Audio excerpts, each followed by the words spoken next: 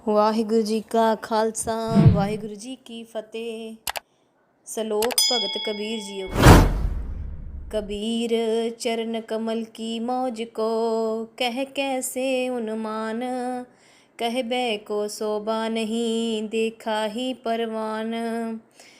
पर हे कबीर, प्रभु ਦੇ ਸੋਹਣੇ ਚਰਨਾਂ ਵਿੱਚ ਟਿਕੇ ਰਹਿਣ ਦੇ ਹੁਲਾਰੇ ਦਾ ਅੰਦਾਜ਼ਾ ਕਿਵੇਂ ਕੋਈ ਦੱਸ ਸਕਦਾ ਹੈ।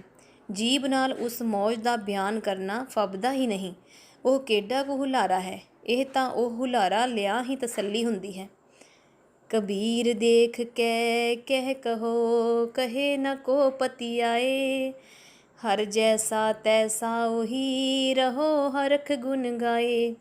हे कबीर, ਉਸ ਪ੍ਰਭੂ ਦਾ ਦੀਦਾਰ ਕਰਕੇ ਮੈਂ ਦੱਸ ਵੀ ਕੁਝ ਨਹੀਂ ਸਕਦਾ ਤੇ ਦੱਸਿਆਂ ਕਿਸੇ ਨੂੰ ਤਸੱਲੀ ਵੀ ਨਹੀਂ ਹੋ ਸਕਦੀ, ਕਿਉਂਕਿ ਜਗਤ ਵਿੱਚ ਕੋਈ ਸ਼ੈ ਐਸੀ ਨਹੀਂ ਹੈ ਜਿਸ ਵੱਲ ਇਸ਼ਾਰਾ ਕਰਕੇ ਆਖਿਆ ਜਾ ਸਕੇ ਕਿ ਪਰਮਾਤਮਾ ਇਸ ਵਰਗਾ ਹੈ। ਪਰਮਾਤਮਾ ਆਪਣੇ ਵਰਗਾ ਆਪ ਹੀ ਹੈ। ਮੈਂ ਤਾਂ ਸਿਰਫ ਇਹ ਕਹਿ ਸਕਦਾ ਹਾਂ ਕਿ ਉਸ ਦੇ ਗੁਣ ਗਾ ਗਾ ਕੇ ਮੈਂ ਮੌਜ ਵਿੱਚ ਟਿਕਿਆ ਰਹਿੰਦਾ ਹਾਂ। ਕਬੀਰ ਚੁਗੇ ਚਿਤਾਰੇ ਪੀ ਚੁਗੇ ਚੁਗ ਚੁਗ ਚਿਤਾਰੇ, ਜੈਸੇ ਬਚ ਰਹੇ ਕੂੰਜ ਮਨ ਮਾਇਆ ਮਮਤਾਰੇ। ਹੇ ਕਬੀਰ, ਕੂੰਜ ਚੋਗਾ ਚੁਗਦੀ ਹੈ ਤੇ ਆਪਣੇ ਬੱਚਿਆਂ ਦਾ ਵੀ ਚੇਤਾ ਰੱਖਦੀ ਹੈ। ਮੁੜ ਚੁਗਦੀ ਹੈ, ਚੋਗਾ ਵੀ ਚੁਗਦੀ ਹੈ ਤੇ ਬੱਚਿਆਂ ਦਾ ਚੇਤਾ ਵੀ ਕਰਦੀ ਹੈ। ਜਿਵੇਂ ਕੂੰਜ ਦੀ ਸੂਰਤ ਹਰ ਵੇਲੇ ਆਪਣੇ ਬੱਚਿਆਂ ਵਿੱਚ ਰਹਿੰਦੀ ਹੈ, ਤਿਵੇਂ ਹਰ ਕਾ ਸਿਮਰਨ ਛਾੜ ਕੇ ਮਨੁੱਖ ਦਾ ਮਨ ਮਾਇਆ ਦੀ ਮਲਕੀਅਤ ਦੀ ਤਾਂਘ ਵਿੱਚ ਟਿਕਿਆ ਰਹਿੰਦਾ ਹੈ। ਕਬੀਰ ਅੰਬਰ ਘਨ ਹਰ ਛਾਇਆ, ਬਰਖ ਭਰੇ ਸਰ ਤਾਲ, ਚਾਤਰਿਕ ਜਿਉ ਤਰਸਤ ਰਹੇ ਤਿਨ ਕੋ ਕੌਣ ਹਵਾਲ। ਹੇ ਕਬੀਰ, ਵਰਖਾ ਰੁੱਤੇ ਬਦਲ ਆਕਾਸ਼ ਵਿੱਚ ਚਾਰ ਚੁਫੇਰੇ ਵਿੱਚ ਜਾਂਦਾ ਹੈ।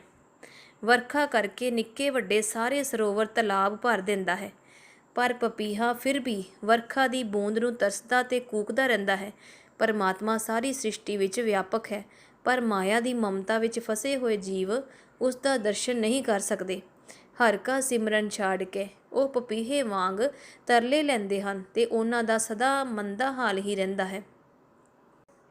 कबीर चकई जो निस बिछुरे, आए मिले पर बात, जो नर बिछरे राम स्यो ना दिन मिले ना रात।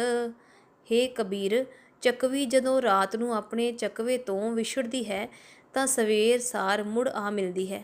ਰਾਤ ਦਾ ਹਨੇਰਾ ਇਹਨਾਂ ਦੇ ਮੇਲ ਦੇ ਰਸਤੇ ਵਿੱਚ ਰੁਕਾਵਟ ਬਣਿਆ ਰਹਿੰਦਾ ਹੈ। ਉਂਝ ਇਹ ਹਨੇਰਾ ਉਹਨਾਂ ਨੂੰ ਵੱਧ ਤੋਂ ਵੱਧ 4 ਪਹਿਰ ਹੀ ਵਿਛੋੜ ਸਕਦਾ ਹੈ, ਪਰ ਮਾਇਆ ਦੀ ਮਮਤਾ ਦਾ ਹਨੇਰਾ ਐਸਾ ਨਹੀਂ ਜੋ ਛੇਤੀ ਮੁੱਕ ਸਕੇ। ਇਹ ਤਾਂ ਜਨਮਾਂ ਜਨਮਾਂਤਰਾਂ ਤੱਕ ਖਲਾਸੀ ਨਹੀਂ ਕਰਦਾ। ਇਸ ਹਨੇਰੇ ਦੇ ਕਾਰਨ ਜੋ ਮਨੁੱਖ ਪ੍ਰਭੂ ਤੋਂ ਵਿਛੜਦੇ ਹਨ, ਉਹ ਨਾ ਦਿਨੇ ਮਿਲ ਸਕਦੇ ਹਨ ਨਾ ਰਾਤ ਨੂੰ। ਕਬੀਰ ਰਹਿ ਨਾਇਰ ਬਿਛੋਰਿਆ, ਰਹੋ ਰੇ ਸੰਖ ਮਜੂਰ, ਦੇਵਲ ਦੇਵਲ ਤਾਹੜੀ, ਦੇਸਹਿ ਉਗਵਤ ਸੂਰ। ਹੇ ਕਬੀਰ, ਸਮੁੰਦਰ ਤੋਂ ਵਿਛੜੇ ਹੋਏ ਹੇ ਸੰਖ, ਸਮੁੰਦਰ ਦੇ ਵਿੱਚ ਹੀ ਟਿਕਿਆ ਰਹੋ, ਨਹੀਂ ਤਾਂ ਹਰ ਰੋਜ਼ ਸੂਰਜ ਚੜ੍ਹਦੇ ਸਾਰ ਹਰੇਕ ਮੰਦਰ ਵਿੱਚ ਡਰਾਉਣੀ ਢਾਹ ਮਾਰੇਗਾ। ਕਬੀਰ ਸੂਤਾ ਕਿਆ ਕਰੇ ਜਾਗ ਰੋਏ ਪੈ ਦੁੱਖ, ਜਾਕਾ ਬਾਸਾ ਗੌਰ ਮਹਿ ਸੋ ਕਿਉ ਸੋਵੈ ਸੁਖ। ਹੇ ਕਬੀਰ, ਮਾਇਆ ਦੇ ਮੋਹ ਵਿੱਚ ਸੁੱਤਾ ਹੋਇਆ ਮਸਤ ਹੋਇਆ ਕੀ ਕਰ ਰਿਹਾ ਹੈ? ਕਿਉਂ ਅਜਾਈ ਉਮਰ ਗਵਾ ਰਿਹਾ ਹੈ? ਪ੍ਰਭੂ ਦੀ ਯਾਦ ਵਿੱਚ ਹੁਸ਼ਿਆਰ ਹੋ ਅਤੇ ਇਸ ਦੀ ਯਾਦ ਬਰਕਤ ਨਾਲ ਉਹਨਾਂ ਸੰਸਾਰਕ ਸਹਿਮ ਤੇ ਕਲੇਸ਼ਾਂ ਤੋਂ ਖਲਾਸੀ ਹਾਸਲ ਕਰ ਜੋ ਪ੍ਰਭੂ ਚਰਨਾਂ ਤੋਂ ਵਿਛੜਿਆਂ ਆ ਘੇਰਦੀ ਹੈ। ਤੂੰ ਸਮਝਦਾ ਹੈ ਕਿ ਮੋਹ ਦੀ ਨੀਂਦ ਮਿੱਠੀ ਨੀਂਦ ਹੈ, ਪਰ ਇਹ ਮੋਹ ਤੋਂ ਪੈਦਾ ਹੋਏ ਦੁੱਖਾਂ ਕਲੇਸ਼ਾਂ ਤੇ ਸਹਿਮਾਂ ਹੇਠ ਦੱਬੇ ਰਹਿਣ ਕਬਰ ਵਿੱਚ ਪੈਣ ਸਮਾਨ ਹੈ। ਇਹ ਦੁੱਖਾਂ ਕਲੇਸ਼ਾਂ ਸਹਿਮਾਂ ਭਰਿਆ ਜੀਵਨ ਸੁਖੀ ਜੀਵਨ ਨਹੀਂ ਹੈ। ਜਿਸ ਮਨੁੱਖ ਦਾ ਵਾਸ ਸਦਾ ਅਜਿਹੀ ਕਬਰ ਵਿੱਚ ਰਹੇ, ਉਹ ਕਦੇ ਸੁਖੀ ਜੀਵਨ ਜਿਉਂਦਾ ਨਹੀਂ ਕਿਹਾ ਜਾ ਸਕਦਾ। ਕਬੀਰ ਸੂਤਾ ਕਿਆ ਕਰੇ ਉੱਠ ਕੇ ਨ ਜਪੈ ਮੁਰਾਰ, ਇੱਕ ਦਿਨ ਸੋਵਨ ਹੋਏਗੋ ਲਾਂਬੇ ਗੋੜ ਪਸਾਰ। ਹੇ ਕਬੀਰ, ਮਾਇਆ ਦੇ ਮੋਹ ਵਿੱਚ ਮਸਤ ਹੋ ਕੇ ਕਿਉਂ ਉਮਰ ਅਜਾਈ ਗਵਾ ਰਿਹਾ ਹੈ? ਇਸ ਮੋਹ ਨੀਂਦ ਵਿੱਚੋਂ ਹੁਸ਼ਿਆਰ ਹੋ ਕੇ ਕਿਉਂ ਪਰਮਾਤਮਾ ਦਾ ਸਿਮਰਨ ਨਹੀਂ ਕਰਦਾ। ਇੱਕ ਦਿਨ ਅਜਿਹਾ ਬੇਬਸ ਹੋ ਕੇ ਸੌਣਾ ਪਏਗਾ ਕਿ ਮੁੜ ਉੱਠਿਆ ਹੀ ਨਹੀਂ ਜਾ ਸਕੇਗਾ। ਇੱਕ ਦਿਨ ਸਦਾ ਦੀ ਨੀਂਦਰੇ ਸੌਣਾ ਪਏਗਾ। ਕਬੀਰ ਸੂਤਾ ਕਿਆ ਕਰੇ, ਬੈਠਾ ਰਹੋ ਅਰ ਜਾਗ। ਜਾਕੇ ਸੰਗ ਤੇ ਬਿਸ਼ਰਾ, ਤਾਹੀ ਕੇ ਸੰਗ ਲਾਗ। ਹੇ ਕਬੀਰ, ਮਾਇਆ ਦੇ ਮੋਹ ਵਿੱਚ ਮਸਤ ਹੋ ਕੇ ਕਿਉਂ ਉਮਰ ਅਜਾਈ ਗਵਾ ਰਿਹਾ ਹੈ।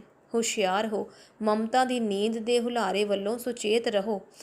ਜਿਸ ਪ੍ਰਭੂ ਦੀ ਯਾਦ ਤੋਂ ਵਿਛੜਿਆ ਹੋਇਆ ਹੈ ਅਤੇ ਇਹ ਸਹਿਮ ਤੇ ਕਲੇਸ਼ ਸਹਾਰ ਰਿਹਾ ਹੈ, ਉਸੇ ਪ੍ਰਭੂ ਦੇ ਚਰਨਾਂ ਵਿੱਚ ਜੁੜਿਆ ਰਹੋ।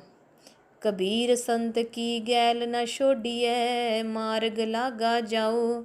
ਵੇਖਤ ਹੀ ਪੁਨੀਤ ਹੋਏ, ਭੇਟਤ ਜਪੀਐ ਨਾਉ।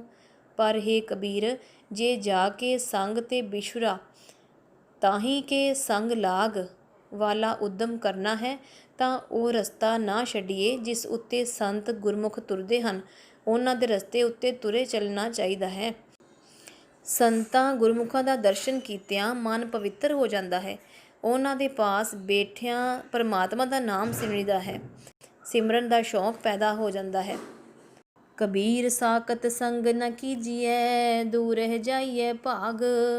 ਬਾਸਨ ਕਾਰੋ ਪਰਸੀਐ, ਤਉ ਕਛ ਲਾਗੈ ਦਾਗ। ਹੇ ਕਬੀਰ, ਜੇ ਜਾ ਕੇ ਸੰਗ ਤੇ ਬਿਛੁਰਾ, ਤਾਹੀਂ ਕੇ ਸੰਗ ਲਾਗ ਵਾਲਾ ਉਦਮ ਕਰਨਾ ਹੈ ਤਾਂ ਰੱਬ ਨਾਲੋਂ ਟੁੱਟੇ ਹੋਏ ਬੰਦੇ ਦੀ ਸੋਹਬਤ ਨਹੀਂ ਕਰਨੀ ਚਾਹੀਦੀ। ਉਸ ਤੋਂ ਦੂਰ ਹੀ ਹਟ ਜਾਣਾ ਚਾਹੀਦਾ ਹੈ। ਵੇਖ, ਜੇ ਕਿਸੇ ਕਾਲੇ ਭਾਂਡੇ ਨੂੰ ਛੋਹੀਏ ਤਾਂ ਥੋੜ੍ਹਾ ਬਹੁਤ ਦਾਗ ਲੱਗ ਹੀ ਜਾਂਦਾ ਹੈ। ਕਬੀਰਾ ਰਾਮ ਨ ਚੇਤਿਓ, ਜਰਾ ਪਹੁੰਚਿਓ ਆਏ। ਲਾਗੀ ਮੰਦਰ ਦੁਆਰ ਤੇ, ਅਬ ਕਿਆ ਕਾਢਿਆ ਜਾਏ। ਹੇ ਕਬੀਰ, ਜੇ ਜਾ ਕੇ ਸੰਗ ਤੇ ਬਿਛੁਰਾ, ਤਾਹੀਂ ਕੇ ਸੰਗ ਲਾਗ ਦਾ ਉਦਮ ਕਰਨਾ ਹੈ ਤਾਂ ਇਹ ਵੇਲੇ ਸਿਰ ਹੀ ਹੋ ਸਕਦਾ ਹੈ। ਸਾਧਾਰਨ ਤੌਰ ਤੇ ਬੁਢੇਪੇ ਤੋਂ ਪਹਿਲਾਂ ਹੀ ਇਹ ਉਦਮ ਕਰਨਾ ਚਾਹੀਦਾ ਹੈ। ਪਰ ਜੇ ਜਵਾਨੀ ਵਿੱਚ ਪਰਮਾਤਮਾ ਦਾ ਭਜਨ ਨਾ ਕੀਤਾ, ਉੱਤੋਂ ਬੁਢੇਪਾ ਆ ਪੜਿਆ, ਇਸ ਉਮਰ ਤੱਕ ਮਾਇਆ ਦੇ ਮੋਹ ਵਿੱਚ ਫਸੇ ਰਿਹਾ, ਬੇਅੰਤ ਮੰਦੇ ਸੰਸਕਾਰ ਅੰਦਰ ਜਮ੍ਹਾਂ ਹੁੰਦੇ ਗਏ, ਇਹ ਕਿਵੇਂ ਹੁਣ ਸਿਮਰਨ ਵੱਲ ਪਰਤਨ ਦੇਣਗੇ। ਜੇ ਕਿਸੇ ਘਰ ਨੂੰ ਬੂਹੇ ਵੱਲੋਂ ਹੀ ਅੱਗ ਲੱਗ ਜਾਏ ਤਾਂ ਉਸ ਵੇਲੇ ਘਰ ਵਿੱਚੋਂ ਬਹੁਤਾ ਕੁਝ ਸੜਨੋਂ ਬਚਾਇਆ ਨਹੀਂ ਜਾ ਸਕਦਾ। ਇਸੇ ਤਰ੍ਹਾਂ ਜੇ ਜਵਾਨੀ ਵਿਕਾਰਾਂ ਵਿੱਚ ਗਲ ਜਾਏ ਤਾਂ ਬੁਢੇਪੇ ਵਿੱਚ ਉਮਰ ਦੇ ਗਿਣਤੀ ਦੇ ਦਿਨ ਹੋਣ ਕਰਕੇ ਜੀਵਨ ਬਹੁਤ ਸੰਵਾਰਿਆ ਨਹੀਂ ਜਾ ਸਕਦਾ। ਕਬੀਰ ਕਾਰਨ ਸੋ ਪਇਓ, ਜੋ ਕੀਨੋ ਕਰਤਾਰ। ਤਿਸ ਬਿਨ ਦੂਸਰ ਕੋ ਨਹੀਂ, ਏਕੇ ਸਿਰਜਨਹਾਰ। ਪਰ ਹੇ ਕਬੀਰ, ਜੇ ਸਿਮਰਨ ਤੋਂ ਖੁੰਝਿਆਂ ਹੀ ਜਵਾਨੀ ਲੰਘ ਗਈ ਹੈ ਅਤੇ ਬੁਢੇਪਾ ਆ ਜਾਣ ਤੇ ਹੁਣ ਸੂਝ ਪਈ ਹੈ, ਤਾਂ ਵੀ ਨਿਰਾਸ਼ ਹੋਣ ਦੀ ਲੋੜ ਨਹੀਂ। ਸਿਮਰਨ ਪ੍ਰਭੂ ਦੀ ਆਪਣੀ ਬਖਸ਼ਿਸ਼ ਹੈ। ਜਦੋਂ ਦੇਵੇ ਤਦੋਂ ਹੀ ਜੀਵ ਸਿਮਰਨ ਕਰ ਸਕਦਾ ਹੈ। ਜਵਾਨੀ ਹੋਵੇ ਚਾਹੇ ਬੁਢੇਪਾ, ਸਿਮਰਨ ਕਰਨ ਦਾ ਸਬਬ ਉਹੀ ਬਣਦਾ ਹੈ ਜੋ ਕਰਤਾਰ ਆਪ ਬਣਾਏ। ਇਹ ਦਾਤ ਕਿਸੇ ਵੀ ਜੀਵ ਦੇ ਹੱਥ ਵਿੱਚ ਨਹੀਂ ਹੈ। ਇਹ ਸਬਬ ਬਣਾਉਣ ਵਾਲਾ ਉਸ ਪਰਮਾਤਮਾ ਤੋਂ ਬਿਨਾਂ ਹੋਰ ਕੋਈ ਨਹੀਂ। ਸਿਰਫ ਸ੍ਰਿਸ਼ਟੀ ਦਾ ਰਚਨਹਾਰ ਆਪ ਹੀ ਇਹ ਸਬਬ ਬਣਾਉਣ ਜੋਗਾ ਹੈ। ਕਬੀਰ ਫਲ ਲਾਗੇ ਫਲਨ, ਪਾਕਨ ਲਾਗੇ ਆਂਬ। ਜਾਏ ਪਹੁੰਚੇ ਖਸਮ ਕੋ, ਜੋ ਬੀਚ ਨ ਖਾਹੀ ਕਾਂਬ। ਹੇ ਕਬੀਰ, ਅੰਬਾਂ ਦੇ ਬੂਟਿਆਂ ਨੂੰ ਪਹਿਲਾਂ ਫਲ ਲੱਗਦੇ ਹਨ ਤੇ ਸਹਿਜੇ ਸਹਿਜੇ ਫਿਰ ਉਹ ਪੱਕਣੇ ਸ਼ੁਰੂ ਹੁੰਦੇ ਹਨ। ਪੱਕਣ ਤੋਂ ਪਹਿਲਾਂ ਜੇ ਇਹ ਅੰਬ ਹਨੇਰੀ ਆਦਿਕ ਨਾਲ ਟਹਿਣੀ ਨਾਲੋਂ ਹਿੱਲ ਨਾ ਜਾਣ ਤਾਂ ਹੀ ਮਾਲਕ ਤੱਕ ਅੱਪੜਦੇ ਹਨ। ਕਬੀਰ ਠਾਕੁਰ ਪੂਜਹਿ, ਮੋਲ ਲੈ ਮਨ ਹਠ ਤੀਰਥ ਜਾਹੇ। ਦੇਖਾ ਦੇਖੀ ਸਵਾਗ ਧਰ, ਭੂਲੇ ਭਟਕਾ ਖਾਹੇ। ਹੇ ਕਬੀਰ, ਜੋ ਲੋਕ ਠਾਕੁਰ ਦੀ ਮੂਰਤੀ ਮੁੱਲ ਲੈ ਕੇ ਉਸ ਦੀ ਪੂਜਾ ਕਰਦੇ ਹਨ ਅਤੇ ਮਨ ਦੇ ਹੱਠ ਨਾਲ ਤੀਰਥਾਂ 'ਤੇ ਜਾਂਦੇ ਹਨ, ਅਸਲ ਵਿੱਚ ਉਹ ਲੋਕ ਇੱਕ ਦੂਜੇ ਨੂੰ ਇਹ ਕੰਮ ਕਰਦਿਆਂ ਵੇਖ ਕੇ ਸਾਂਗ ਬਣਾਈ ਜਾਂਦੇ ਹਨ। ਇਸ ਵਿੱਚ ਅਸਲੀਅਤ ਕੋਈ ਨਹੀਂ ਹੁੰਦੀ। ਸਭ ਕੁਝ ਲੋਕਾਂ ਵਿੱਚ ਚੰਗਾ ਅਖਵਾਉਣ ਲਈ ਹੀ ਕੀਤਾ ਜਾਂਦਾ ਹੈ। ਹਿਰਦੇ ਵਿੱਚ ਪਰਮਾਤਮਾ ਦੇ ਪਿਆਰ ਦਾ ਕੋਈ ਹੁਲਾਰਾ ਨਹੀਂ ਹੁੰਦਾ। ਸਹੀ ਰਾਹ ਤੋਂ ਖੁੰਝੇ ਹੋਏ ਇਹ ਲੋਕ ਭਟਕਦੇ ਹਨ। ਕਬੀਰ ਪਾਹਨ ਪਰਮੇਸ਼ਰ ਕੀਆ, ਪੂਜੇ ਸਭ ਸੰਸਾਰ। ਇਸ ਪਰਵਾਸੇ ਜੋ ਰਹੇ, ਬੂਢੇ ਕਾਲੀ ਧਾਰ।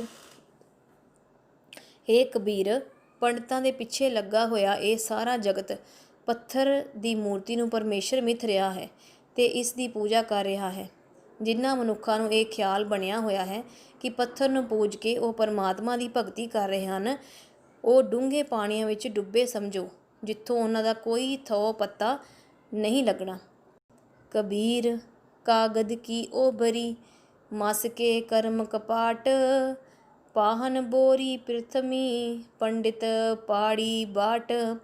ਹੇ ਕਬੀਰ, ਇਹਨਾਂ ਪੰਡਤਾਂ ਦੇ ਸ਼ਾਸਤਰ ਮਾਨੋ ਕੈਦਖਾਨਾ ਹਨ। ਇਹਨਾਂ ਸ਼ਾਸਤਰਾਂ ਵਿੱਚ ਸਿਆਹੀ ਨਾਲ ਲਿਖੀ ਹੋਈ ਕਰਮਕਾਂਡ ਦੀ ਮਰਿਆਦਾ ਮਾਨੋ ਉਸ ਕੈਦਖਾਨੇ ਦੇ ਬੰਦ ਦਰਵਾਜ਼ੇ ਹਨ।